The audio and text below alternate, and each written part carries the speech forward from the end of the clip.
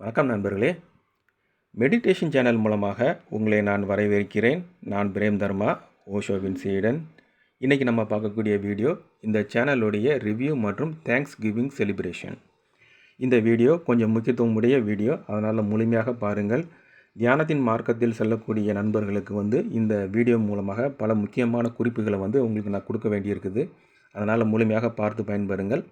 இந்த சேனல் ஓஷோனுடைய வழிகாட்டுதலின்படி தியானத்தின் மூலமாக ஞான நிலை எவ்வாறு அடைவது அப்படின்றதுக்கு உண்டான ஒரு வழிகாட்டு சேனலாக இருக்கிறது. இந்த சேனல் ஒரு கமர்ஷியல் சேனல் கிடையாது. அதை நீங்கள் முதல்ல நல்லா தெரிஞ்சுக்கொள்ளுங்கள்.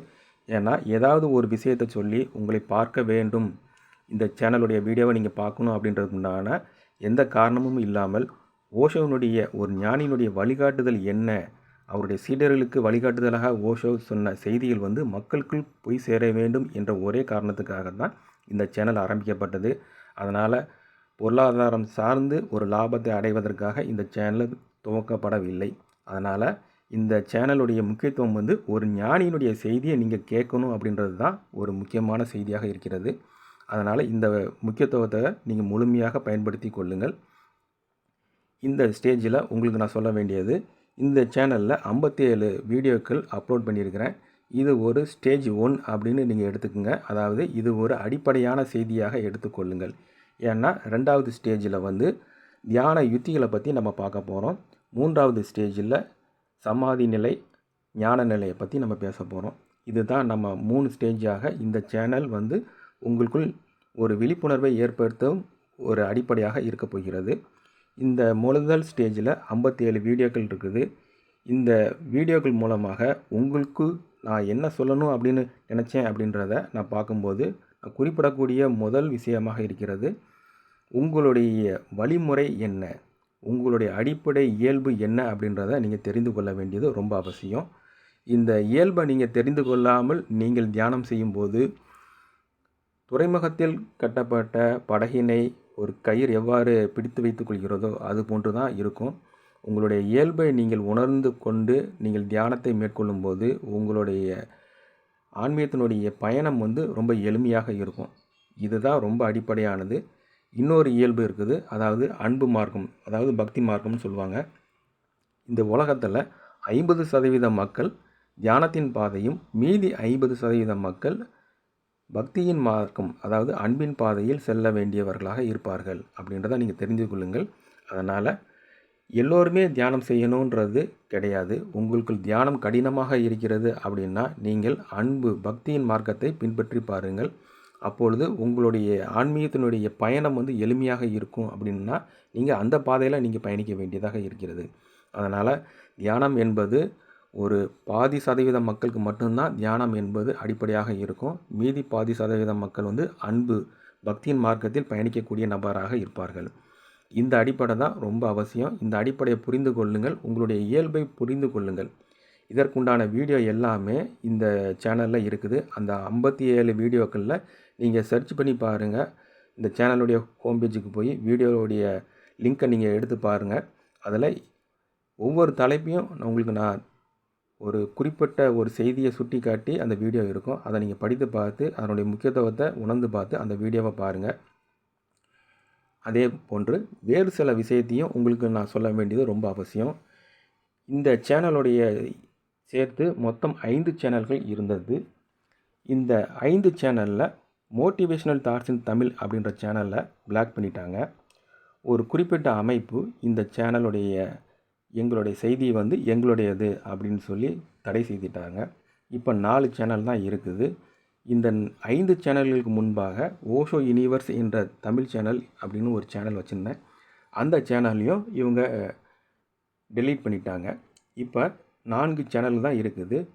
ஒரு விஷயத்தை உங்களுக்கு நான் குறிப்பிட விரும்புகிறேன். ஒரு ஞானியினுடைய செய்தியை யாரும் உரிமை கோர முடியாது அப்படின்றத நீங்கள் தெரிந்து கொள்ளுங்கள்.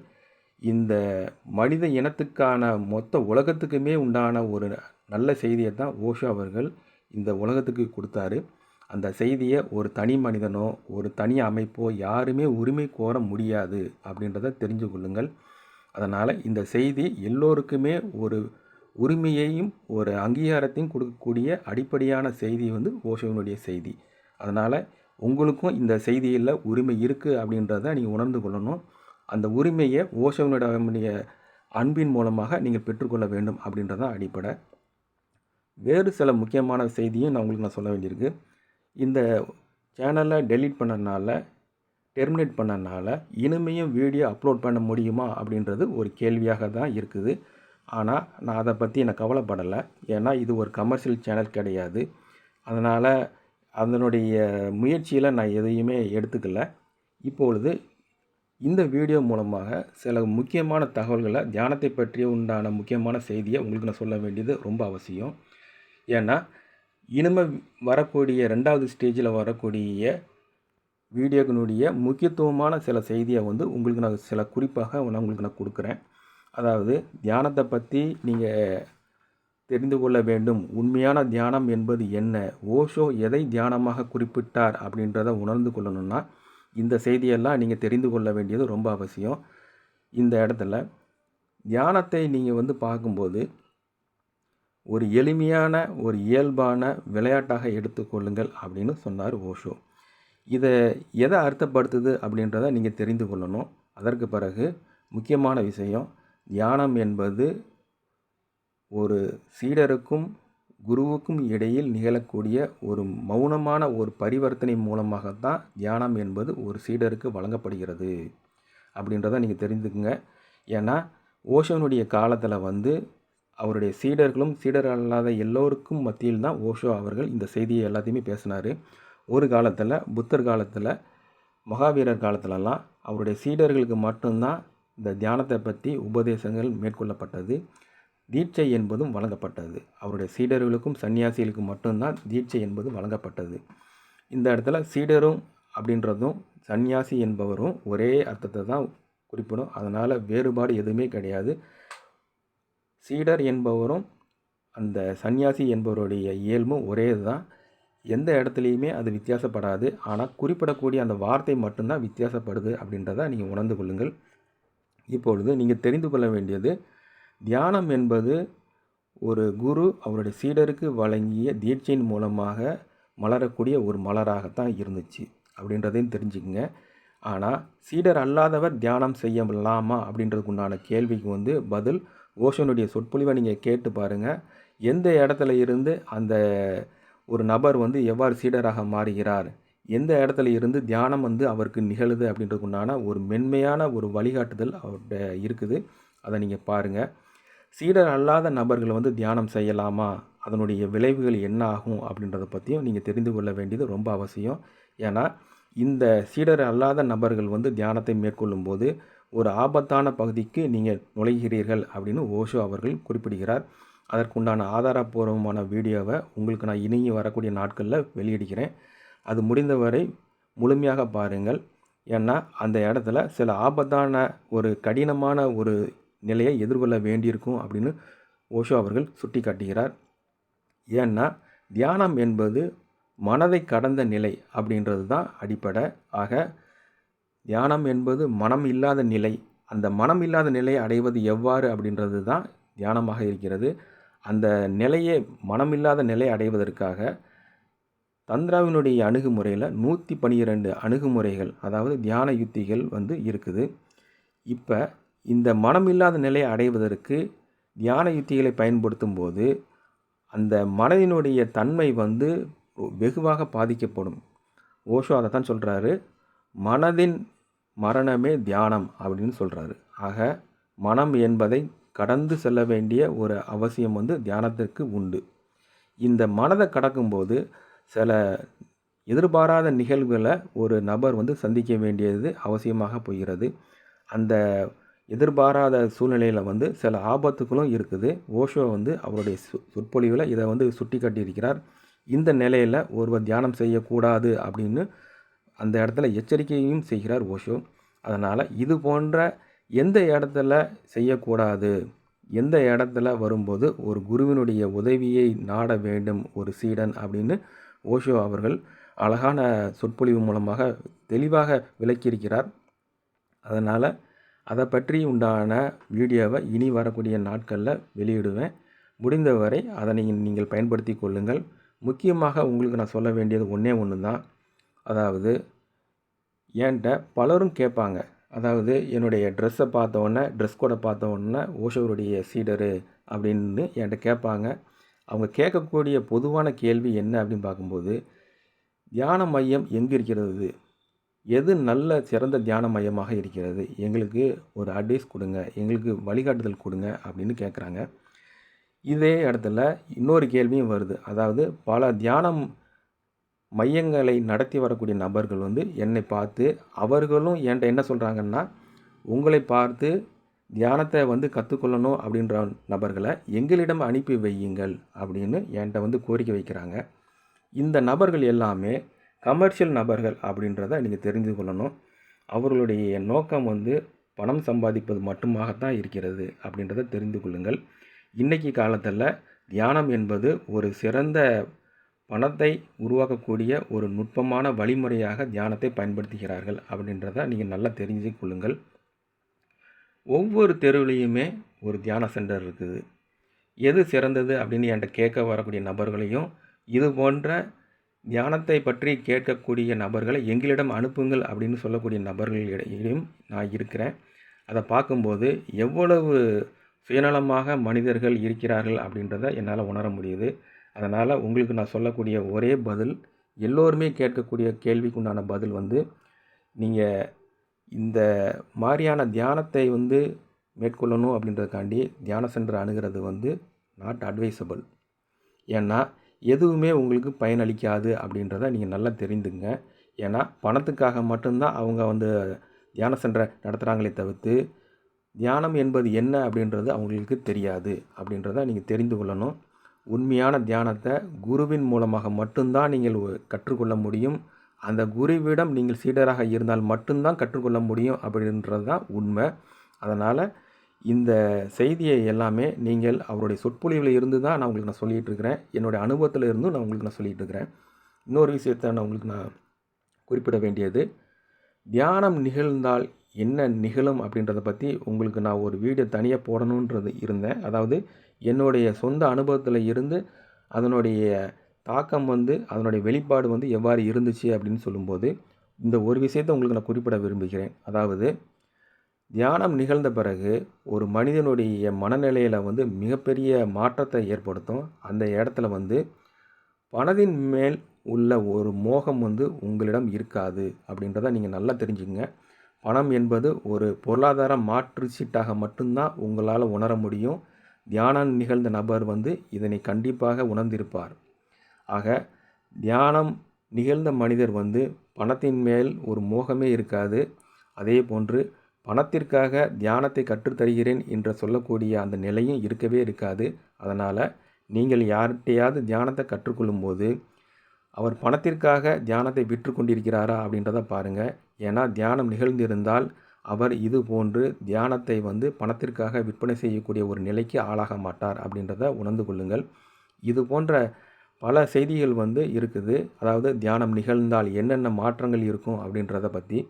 ஏன்னா உங்களுடைய உடலையும் அந்த தியானம் வெகுவாக பாதிக்கும் அப்படின்றது ரொம்ப முக்கியம். ஏன்னா நீங்கள் எதிர்பார்க்காத நிகழ்வு அந்த இடத்துல ஏற்படும். ஒவ்வொருவருக்கும் எப்படி நிகழும் அப்படின்றத சொல்ல முடியாது. இதையும் நீங்கள் தெரிஞ்சுங்க. அதே மாதிரி முக்கியமாக இன்னொரு ஒரு விஷயம் அப்படின்னு பார்க்கும்போது, ஒருவருக்கு தியானம் நிகழும்போது ஒரு தியான யுத்தியை பயன்படுத்தி நிகழாது அப்படின்றத தெரிஞ்சுங்க. தியான யுத்தி உங்களை தயார்படுத்தக்கூடிய ஒரு வழிமுறையாக மட்டும்தான் இருக்குது. ஆனால் அந்த தியான யுத்தியை நீங்கள் கைவிட்ட பிறகு இயல்பு நிலைக்கு வரும்போது மட்டும்தான் தியானம் என்பது திடீரென்று ஏற்படும். அதையும் நீங்கள் தெரிந்து கொள்ளணும். மேலும் சில நான் செய்தியை உங்களுக்கு நான் சொல்லணும் அப்படின்றது ரொம்ப அவசியம். ஏன்னா இந்த சேனல் மூலமாக நான் பலரும் எனக்கு நன்றிகள் தெரிவித்திருக்கிறாங்க. அவர்களுக்கு எல்லாருக்குமே நான் ஒரு மிகப்பெரிய தேங்க்ஸ் நான் சொல்ல வேண்டியது ரொம்ப கடமை. நன்றியை உணரக்கூடிய அந்த தருணத்திலேயே அந்த நன்றியை அவர்களிடம் தெரிவிப்பது ரொம்ப அடிப்படை, ரொம்ப தேவை. ஏன்னா இது போன்ற தருணங்கள் எப்பொழுதும் ஏற்படும் என்று சொல்ல முடியாது. இதுதான் கடைசி தருணமாகவும் இருக்கலாம். அதனால் எனக்கு ஆதரவு கொடுத்து என்னுடைய செய்தியை மக்களிடம் கொண்டு போய் சேர்க்கணும், ஓஷோனுடைய செய்தியை கொண்டு போய் சேர்க்கணும் அப்படின்றதுக்குண்டான வழிமுறையில் பலரும் இந்த வீடியோவை நீங்கள் பார்த்துருக்கிறீங்க. எனக்கு நன்றி சொல்லியிருக்கிறீங்க. எனக்கு என்கரேஜ் பண்ணியிருக்கிறீங்க. எல்லோருக்குமே நான் மிகப்பெரிய நன்றியும் கடமையும் பட்டுள்ளேன் அப்படின்றத நீங்கள் ஏற்றுக்கொள்ளணும். ஓஷோனுடைய வழிகாட்டுதல் தான் எனக்கு ரொம்ப முக்கியமாக இருந்துச்சு. ஓஷோ அவருடைய சீடர்கள்கிட்ட வந்து சொன்னார், என்னுடைய செய்தியை எவ்வளவு விரைவாக மக்களிடம் கொண்டு போய் சேர்க்க வேண்டுமோ அவ்வளவு விரைவாக கொண்டு போய் சேருங்கள் அப்படின்னு சொன்னார். ஏன்னா காலம் என்பது குறுகியதாக இருக்கிறது அப்படின்றத சொன்னார். இதனுடைய அர்த்தம் வந்து ரொம்ப ஒரு கிரிட்டிக்கலான ஒரு ஸ்டேஜில் தான் நம்ம இந்த இடத்துல நம்ம இருக்கிறோம், இந்த காலகட்டத்தில் இருக்கிறோம் அப்படின்றத ஓஷோ அவர்கள் குறிப்பிட்டார். ஏன்னா ஒவ்வொரு 2500 ஆண்டுகளுடைய முடிவினுடைய ஸ்டேஜில் உலகம் மிகப்பெரிய இடர்பாடை சந்திக்கும் அப்படின்னு ஓஷோ அவர்கள் குறிப்பிடுகிறார்.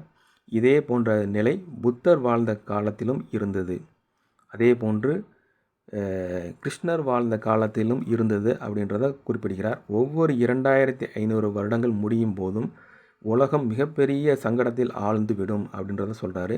அந்த ஸ்டேஜில் தான் நிறைய ஞானிகள் வந்து இந்த பூமியில் வந்து மலர்வார்கள் அப்படின்றதையும் சொல்கிறார் ஓஷோ.